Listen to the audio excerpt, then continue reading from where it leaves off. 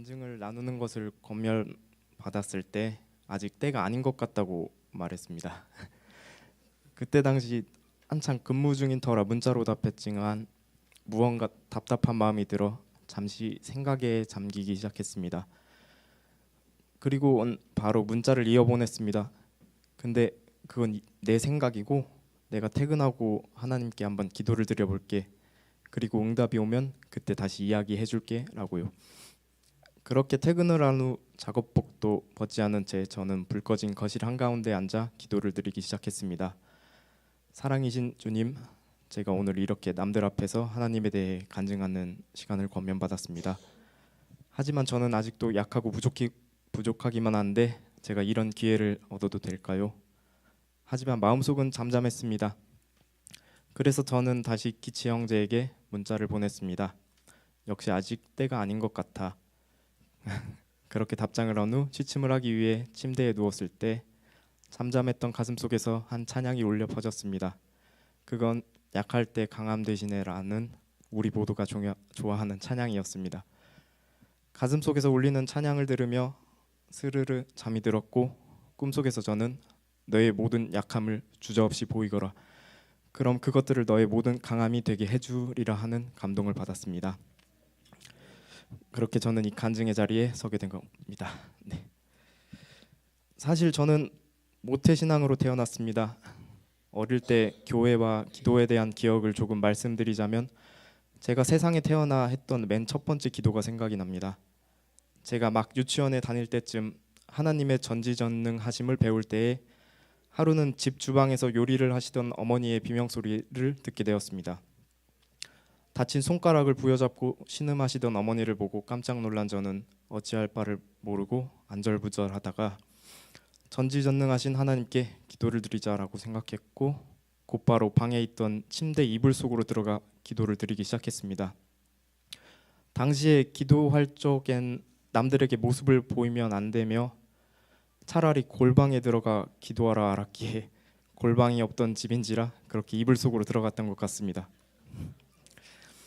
기도를 드리고 나니 어느덧 주방은 잠잠해졌고 무슨 일이 일어난 건지 확인을 하러 주방에 들어갔을 때 어디서 나타나셨는지 모를 저희 아버지께서 어머니의 다친 손을 꼭 붙잡고 계시던 모습이 기억납니다. 그때 저는 생각했습니다. 하나님께서 나의 기도를 들어주셨다. 하나님께서는 언제나 자신의 모습을 직접 드러내시지 않고 자신이 보낸 이들을 통하여 역사하신다 알았기에 그런 아버지는 저에게 하나님께서 보내주신 사람이셨습니다. 아버지는 늘 성실하셨고 가정적이셨으며 사랑과 희생을 할 줄 아시는 분이셨습니다.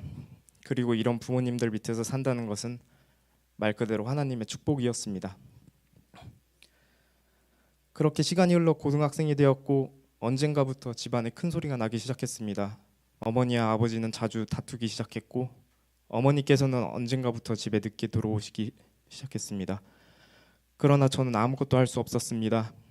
대한민국 고3의 성실함이란 공부에만 집중해야만 하는 것이었기 때문에 시간이 지나면 저절로 나아지겠지, 대학을 들어나고 나면 여유가 생길 거야 하며 되지 않는 교과서를 붙잡고 기도하듯 그렇게 공부를 했습니다. 그러던 어느 날부턴가 아버지께서 출근을 하지 않기 시작하셨습니다. 그때 당시에는 집안의 분위기가 너무 무거워 직접 엿줍지 못했지만 지나가던 텔레비전 뉴스를 통해 대한민국의 노동자들이 어이없게 해고당하여 투신하거나 심지어 자신의 몸에 방아를 찔렀다는 내용을 보고 우리 아버지께 일어난 일을 짐작할 수 있었습니다. 하지만 저는 또 다시 아무것도 할 수 없었습니다. 이미 저 또한 이런 순간들에 너무 지쳐 있었기 때문에 막연히 대학에 가고 나면 많은 것이 바뀔 거라 믿으며 그저 빨리 시간이 가기 빌었습니다. 다시 일터로 나가겠다며 대형 면허 자격증 문제지를 사오신 아버지를 보며 다시금 희망을 가졌고 본인 생신에는 좋은 곳으로 여행을 가자며 약속하신 아버지를 보며 집안에 생기가 도는 듯 했습니다. 그리고 수능을 3달쯤 남긴 어느 날 아버지는 갑자기 그렇게 예고도 없이 세상을 떠나셨습니다. 약간의 우울증은 있던 건 알고 있었지만 그 누구도 의심하지 않았기에 장례식에서 유서 한 장 없이 떠나신 아버지의 영정 사진을 보고 있자니 아무것도 이해할 수 없었습니다. 어디서부터 잘못된 것일까? 그때 내가 한마디 위로라도 건네드렸다면, 아니 그때 차라리 화라도 냈었다면. 그리고 그 생각들은 점점 세상에 대한 증오와 분노로 변했고 마침내 저는 이런 결론에 도달했습니다.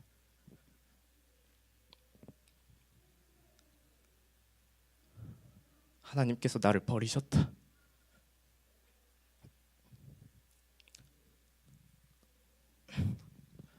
아니 애초에 이 세상에 신 따윈 존재하지 않았다. 갑자기 상복을 차려입게 된 저는 가슴 안에 커다란 구멍이 뚫렸습니다. 장례식 와중에 교회 친구의 어머님께서 그럼에도 말씀을 잊지 말라며 직접 써주신 메모에는 악인을 따르지 말라며 시편 1편을 적어주셨지만 저는 차마 말씀드릴 수 없었습니다. 세상을 향한 분노로 보란듯이 악마라도 되겠다고 결심하고 있었다는 것을요. 그때 저는 세상은 불공평하고 성경은 그저 나약한 자들의 것이니 용기란 내 스스로가 악의 편이 되는 것부터 시작한다고 생각하고 있었기에 그 구멍난 마음에서 날카로운 칼을 갈기 시작했습니다. 그렇게 장례를 마친 후 더 이상 수능 따위는 중요하지 않았고 종종 아버지께서 하시던 말씀이 떠올랐습니다. 우리 집은 가난하니 항상 남들보다 두세 배는 더 열심히 해야 한다. 그 누구도 제게 강요한 것은 아니었지만 집안의 장남이 된 후로 본능처럼 돈을 벌어야 한다고 생각했습니다. 그리고 그렇게 살아남기 위해 무슨 짓이라도 할 수 있었다며 더 이상 가슴 안에 하나님은 없었고 눈앞에 보이는 것은 한참 어린 제 동생과 어머니의 늘어가는 약봉지였습니다. 무릎을 꿇고 합장하여 기도드리느니 한순간이라도 일어나 무엇인가 해야만 한다고 생각했습니다. 대학은 집어치우고 당장이라도 돈을 벌어야겠다고 생각했지만 대한민국에서 전문대 졸업장이라도 있어야 대우받다던 이야기가 떠올라 저는 그렇게 족쇄를 찬 마음으로 대학교에 들어가게 되었습니다.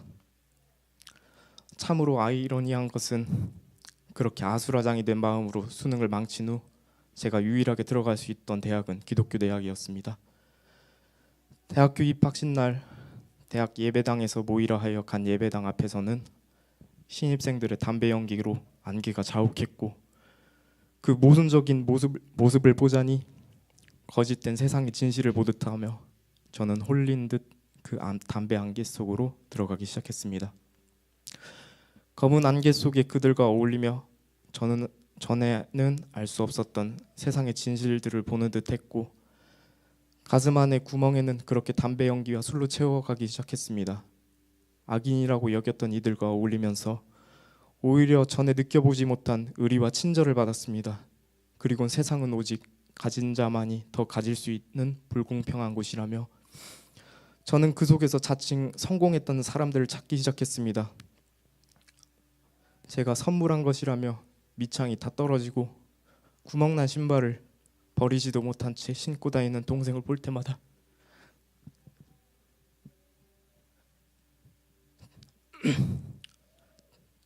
저는 그 어떤 비열하고 비겁한 짓이라도 할 수 있었습니다.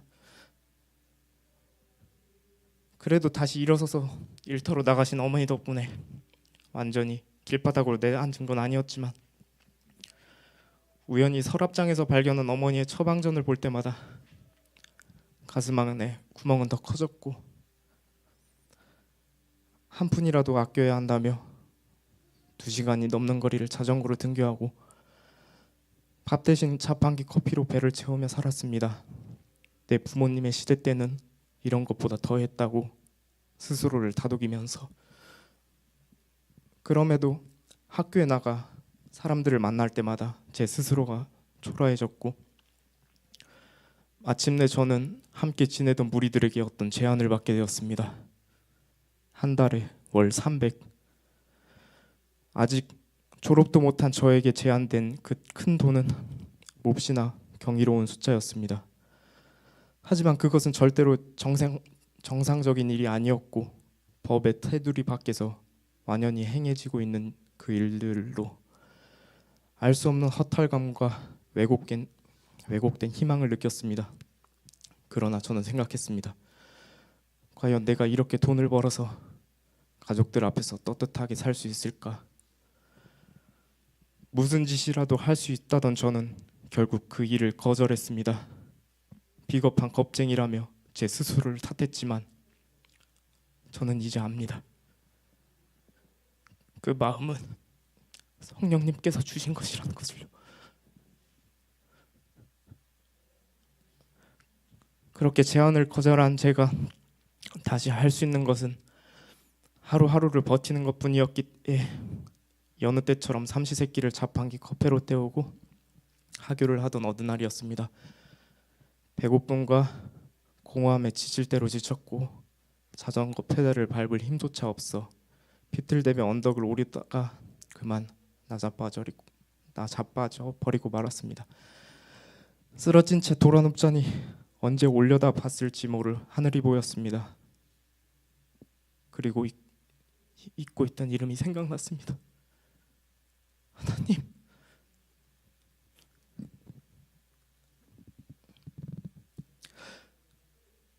저는 분노와 서러움이 폭받쳐 오르기 시작했고 더 이상 참을 수 없어 미친 사람처럼 울면서 하늘을 향해 소리치기 시작했습니다. 도대체 제가 무엇을 잘못했습니까? 저에게 왜 이런 시련을 주시는 겁니까? 제가 그렇게 못마땅한 죄인이라면 지금 당장 여기서 제 숨을 거두어 주십시오. 그 순간 저는 어떤 목소리를 들었습니다.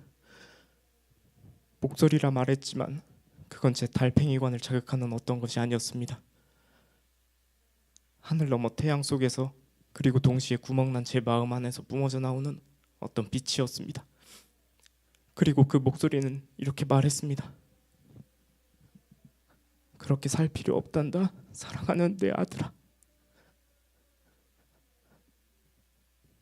정신을 차렸을 때 알 수 없는 힘이 몸에 차올랐고 생전 처음 겪어보는 이상한 현상을 뒤로 한 채 저는 무사히 집에 돌아올 수 있게 되었습니다. 하지만 안타깝게도 이것이 하나님의 목소리였다 믿게 된 것은 한참 후의 일입니다. 그 당시에 저는 이 일을 심리학에서 말하는 카타르시스를 느낀 것 혹은 각성 상태에 이르렀다 판단하기에 그날의 목소리는 다시 기억 너머로 사라지게 되었습니다. 시간이 흘러 군대를 전역한 뒤 저는 곧바로 취업을 하게 되었습니다. 여전히 저는 돈만을 집착했고 몸과 혼이 부서지도록 일만 했던 것 같습니다. 어느덧 주변의 사람들은 하나둘씩 저를 떠나 더 이상 연락처에는 가족과 몇몇 친구들만이 남아있지만 그래도 성실히 번 돈 덕분에 세 식구가 살 넓은 집도 생겼고 조금씩 여유가 생겼습니다. 그렇게 저는 독립을 하게 되었고 처음 가져보는 자유에 새 집을 어떻게 꾸밀까 행복해하며 퇴근을 하던 어느 날 어머니께서 갑자기 전화를 하셨습니다. 그리고 말씀하셨습니다. 희성아, 놀라지 말고 들어. 지금 희재가 병원에 입원을 했는데 더 이상 절망할 마음도 남아있지 않았습니다. 매일매일을 최선을 다해 살았다며 다독이던 날들이었기에 저는 다시 아무것도 할 수 없었습니다. 그렇게 한 달이 지나 퇴원을 한 동생은 머릿속에서 자신을 욕하는 환청이 들린다며 괴로워했고 그 모습을 바라볼 수밖에 없던 저는 제 열심의 덧없음을 느끼며 그저 괜찮을 거란 말만 할 수밖에 없었습니다. 그렇게 더 이상 아무것도 느껴지지 않는다는 동생은 어느 날 말했습니다. 형, 교회 가지 않을래? 그리고 저는 그 말 속에서 다시금 어떤 목소리를 들었습니다. 그 목소리는 10년 전 하늘을 향해 울부짖던 그날 들었던 그 목소리와 같은 것이었습니다. 어둠 속에서 뿜어져 나오는 너무나도 밝은 한 줄기 빛. 저는 너무나도 선명하게 느꼈습니다. 하나님께서 지금 나를 부르신다.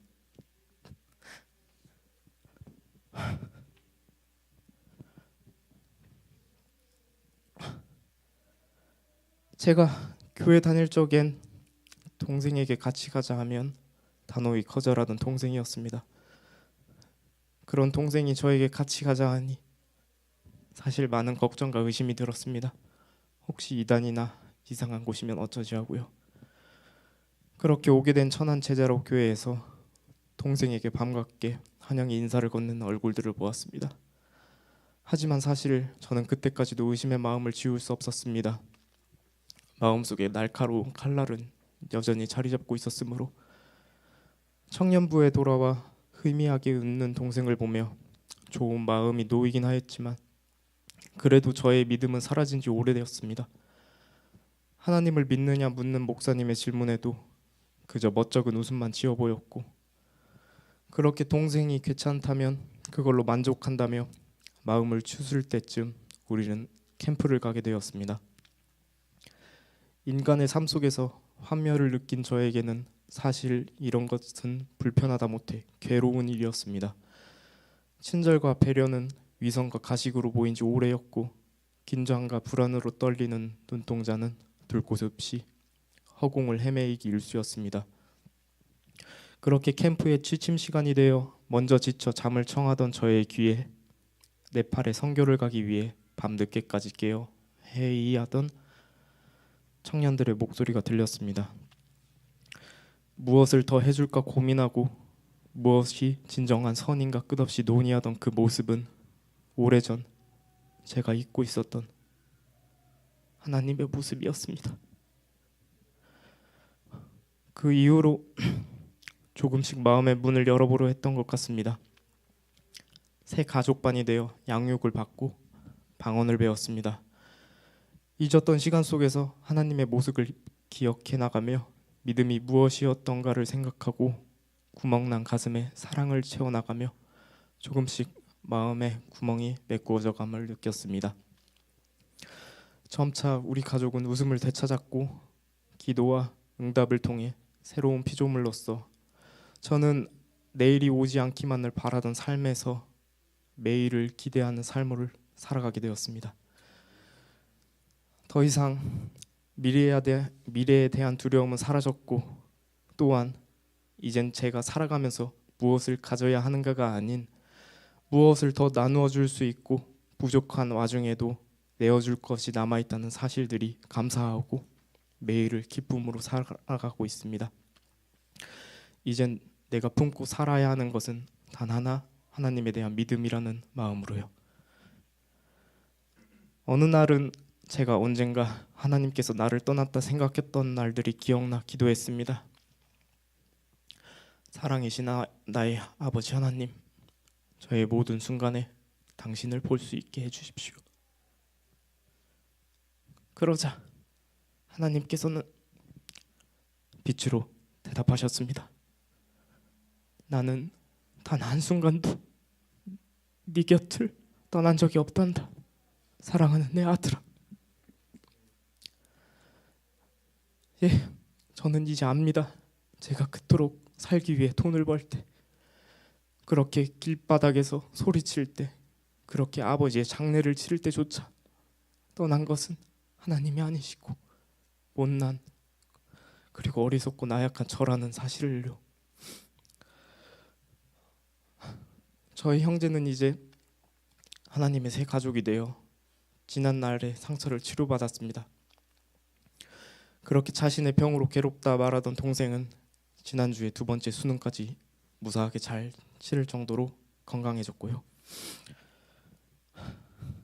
수능이 4일 남은 지난주 일요일엔 수험생들을 위한 중보 기도를 하게 되었습니다.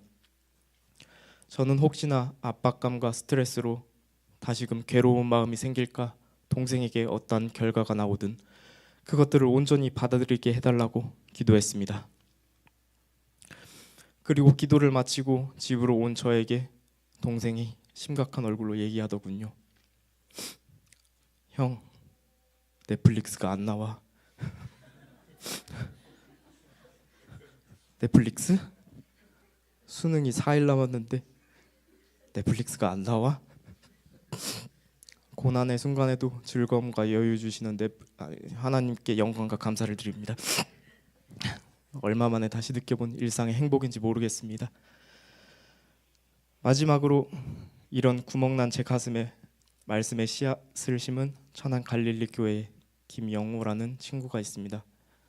그리고 그 말씀의 씨앗이 오늘 이렇게 열매를 맺었다고 저는 믿고 감사를 전합니다. 믿음은 들음에서 나온다 하셨기에 저 또한 오늘 이 간증을 통해 다른 이들의 마음에 하나의 씨앗이 되기를 소망하면서 이만 간증을 마치겠습니다. 긴 이야기를 들어주셔서 감사합니다.